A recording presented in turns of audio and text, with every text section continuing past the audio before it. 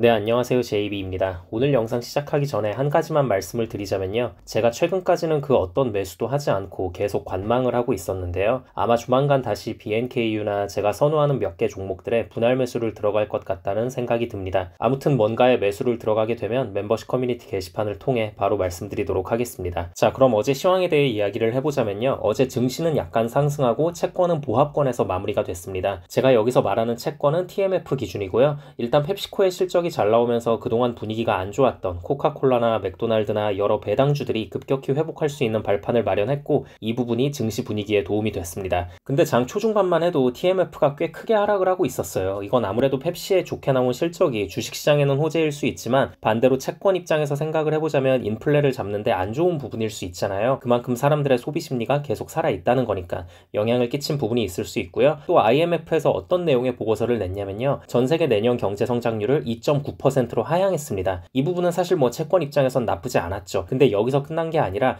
2024년까지 인플레 목표치를 달성하기 어려울 거란 전망을 낸 거예요. 그리고 내년 인플레 전망치를 지난 7월에 냈던 보고서보다도 상향 조정했고요. 이 같은 소식에 TMF는 초반에 좀 빠졌던 것으로 보고 있습니다. 근데 어떻게 갑자기 반등을 할 수 있었나? 결국 연준 인사들의 발언이었습니다. 어제는 라파엘 보스틱 총재가 추가 금리 인상이 필요 없을 것 같다고 발언을 한 건데요. 요즘 보면 매파 비둘기파 할 거 없이 전부 다 금리 인상이 끝났다는 뉘앙스로 말을 하면서 채권에 도움을 주고 있는데요. 이게 특히 왜 의미가 있냐면요. 고용보고서의 수치가 엄청 높게 나왔음에도 불구하고 계속 비둘기파적인 발언을 쏟아내고 있는 거예요. 이건 확실히 이번 고용보고서에서 임금 인상률이 잡히고 있는 부분에 더 초점을 맞춰서 미래 상황을 긍정적으로 바라보고 있다고 봐야 할 것 같습니다. 그리고 여기에 지금 또 월가에서 어떤 얘기가 나오고 있냐면요. 요즘 채권 분위기가 괜찮은 이유로 이번 11월에 금리 안 올릴 거니까 금리 인상은 끝났어. 알겠지? 끝. 그냥 이러고 말면 사실 채권을 살 이유가 별로 없을 텐데 역사적으로 봤을 때 긴축 구간에서 마지막 금리 인상이 끝나고 난 이후에는 웬만하면 6개월 이내로 금리 인하가 이뤄졌거든요. 그러니까 이번 11월에 금리 인상을 안 하고 앞으로도 더 추가 금리 인상이 없다고 했을 때 지난 7월에 있던 금리 인상이 마지막이 되는 거잖아요. 그럼 보통 6개월 걸린다고 했으니까 내년 1월이면 금리가 인하될 수도 있는 거죠. 물론 이건 일반적인 평균 수치일 뿐이고 이번 긴축 사이클의 경우엔 연준에서도 고금리를 오래 유지하겠다고 밝히고 있으니 2분기 월로 치면 한 5월, 6월 정도가 되겠죠. 아무튼 이때는 금리 인하를 하지 않을까라는 기대감을 시장이 갖고 요즘 채권에 매수세가 잘 들어오고 있다고 보시면 될 것 같습니다. 당장 채권 투자자들에겐 다행스러운 상황입니다. 그리고 분명히 최악의 상황은 지난 것 같다는 시장 심리와 함께 희망을 걸어볼 만한 부분이 있죠. 하지만 제 개인적인 생각으론 여전히 TMF는 갈 길이 많이 남았다고 생각을 하고요. 좀 더 화끈하게 채권이 상승을 해주기 위해선 충격적인 사건이 벌어지면 좋겠다는 기존의 생각엔 변함이 없습니다. 그걸 저는 우선 단기적으로는 셧다운 사태라고 보고 있고요. 아무튼 채권에 영향을 끼칠 만한 소식들은 계속 전해드리도록 하겠습니다. 그럼 오늘 영상은 여기까지 하도록 하고요. 다음 영상에서 뵙겠습니다. 감사합니다.